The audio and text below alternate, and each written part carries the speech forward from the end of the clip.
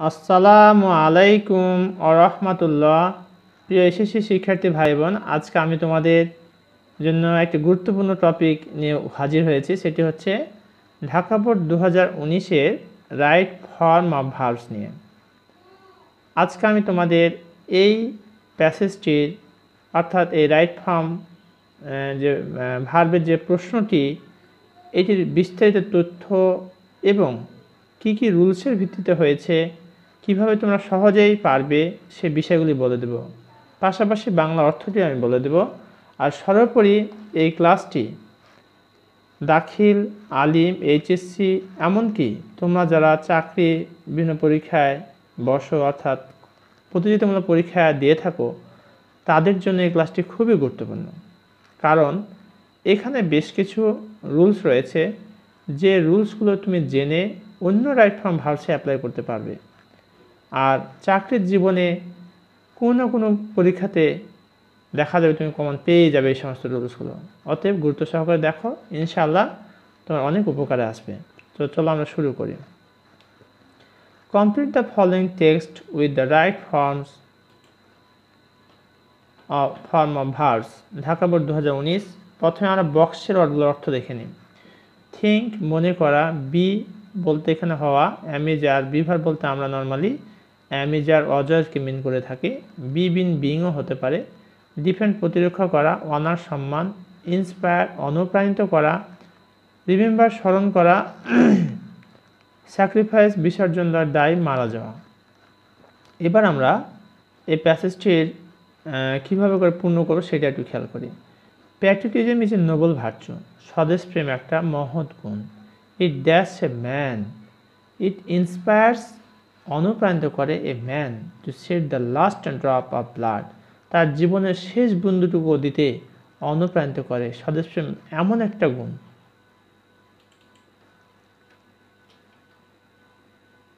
তাহলে এ নম্বরে বুঝবে inspires.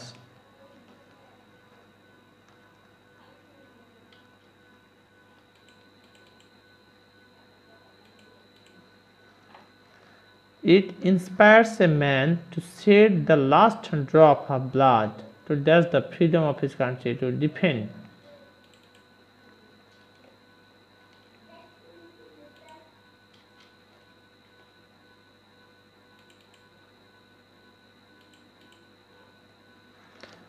To defend the freedom of his country, তার দেশের স্বাধীনতাকে রক্ষার জন্য সে তার জীবনের শেষ বিন্দুটুকু দিতে পিছপা হয় না, অর্থাৎ অনুপ্রাণিত করে আর কি স্বদেশপ্রেম মানুষকে। এ ম্যান উইদাউট প্যাট্রিয়টিজম, একটা মানুষ স্বদেশপ্রেম ছাড়া, is not better than a beast, একটা পশুর থেকে ভালো না। এই যেখানে বিভার্ব, সেখান থেকে আমরা এখানে বসাবো ইজ।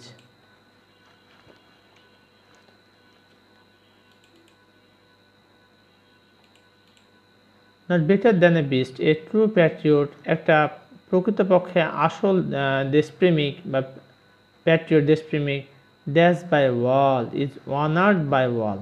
তাহলে এখানে হবে ইজ, অনার্ডটাকে আমরা কপি করব, এখানে বসাই দেব is honoured by wall.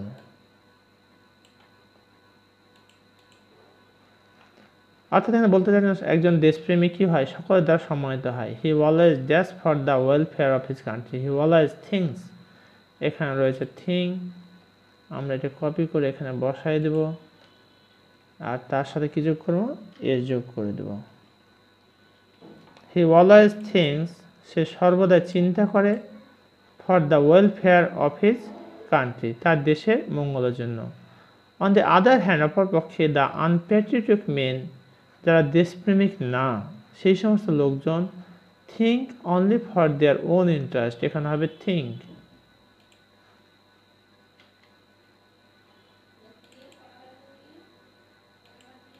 Think only for their own interest, নিজেদের চিন্তাটাই শুধু করে। Those who dash for the country, those who die,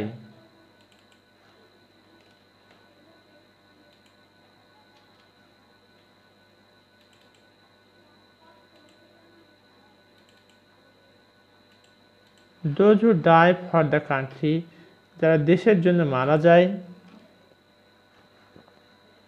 R true Patriot তারাই কিন্তু সত্যিকার অর্থেই প্রকৃত দেশপ্রেমিক। The dash even after that death they are remembered. এখানে রয়েছে রিমেম্বার, এটাকে প্যাসিভ ভয়েস করতে হবে।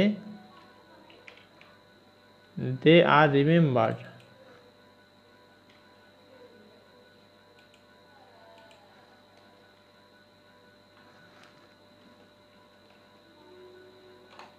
দে আর রিমেম্বার্ড, তারাকে স্মরণ করা হয়। ইভেন আফটার দ্যাট ডেথ, এমনকি তাদের মৃত্যুর পরেও। দ্যাট ইজ হয় সেই কারণেই the freedom fighters who sacrifice their lives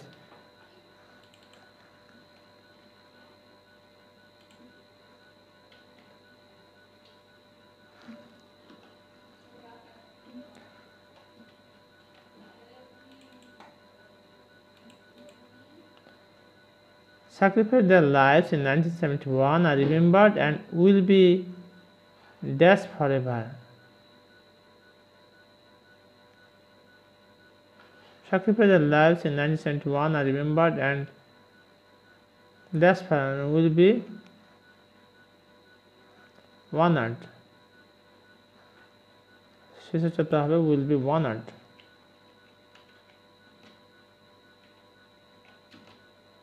honour আছে এখানে, আমরা এটাকে কপি করব, কপি করে এখানে বসাই দেব আর তার সাথে ইডি যোগ করে দেবো আমরা। ওকে,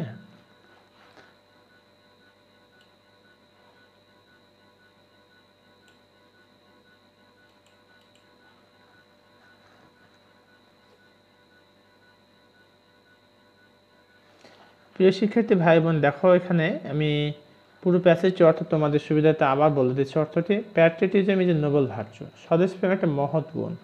ইট ইন্সপায়ার্স এ ম্যান, এটা একটা মানুষকে অনুপ্রাণিত করে to shed the last drop of blood to defend the freedom of his country, তার দেশের স্বাধীনতাকে রক্ষার জন্য, ডিফেন্ড মানে রক্ষা করা, তার দেশের স্বাধীনতাকে রক্ষার জন্য তার জীবনের শেষ বিন্দু দিতে সে কী হয়, অনুপ্রাণিত হয়, যার ভিতরে এই স্বদেশপ্রেম কোয়ালিটিটা রয়েছে।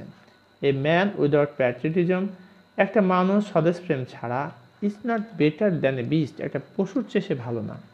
এ true patriot is honoured by all, একজন সত্যিকার অর্থে দেশপ্রেমিক মানুষ কি হয়, সকলের দ্বারা সম্মানিত হয়। হি অলওয়েজ থিংস, সে সর্বদা চিন্তা করে for the welfare of his country, তার দেশের মঙ্গলের কথা চিন্তা করে।